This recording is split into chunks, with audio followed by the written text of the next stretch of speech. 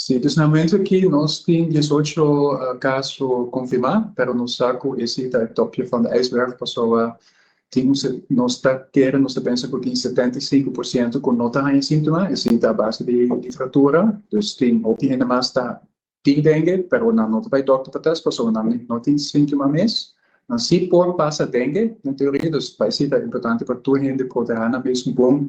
Dus não só ora tem sintoma, pessoa ora tem sintoma de dengue botar contagioso para essa angura por pick up o vírus, e para outro gente assim na passa o vírus, mas também ora não tem sintoma para poder o mesmo bom para duas coisas, evitar que botar a dengue ou evitar que toch passa dengue para outra gente.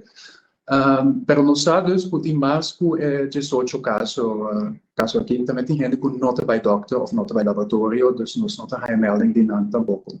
Em sentido, com o síntoma de dengue, síntoma não facilmente pode equivocar com gripe, por exemplo. Então, com certa outra maleza, não. Pessoa basta general.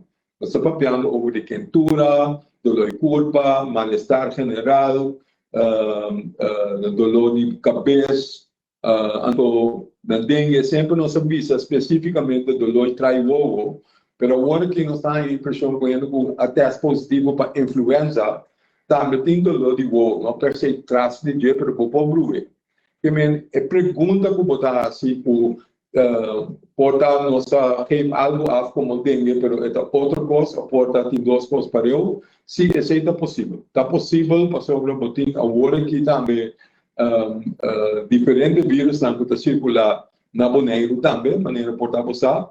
Que tem influenza, tem COVID ainda está circular, e COVID, quando nós estamos mirando agora que está circular, mas se boa quantidade de gente que está internado no hospital, ou tem guarda, etc., não está hopi. Que é COVID tem, para uns cordas bom, COVID não está bem nunca, nesse coisa com gripe.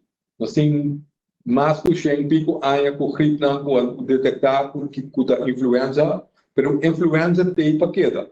Esta cambia de vez em quando, esta mútua, pero influenza vírus mesmo está queda. COVID também é um pouco.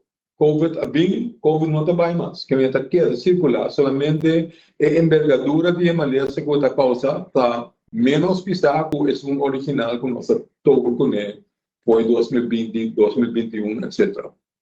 Que agora que na Boneiru mesmo tem diferentes coisas que estão circulando para eu. Então, sim, é possível o motor infectar com dois períodos.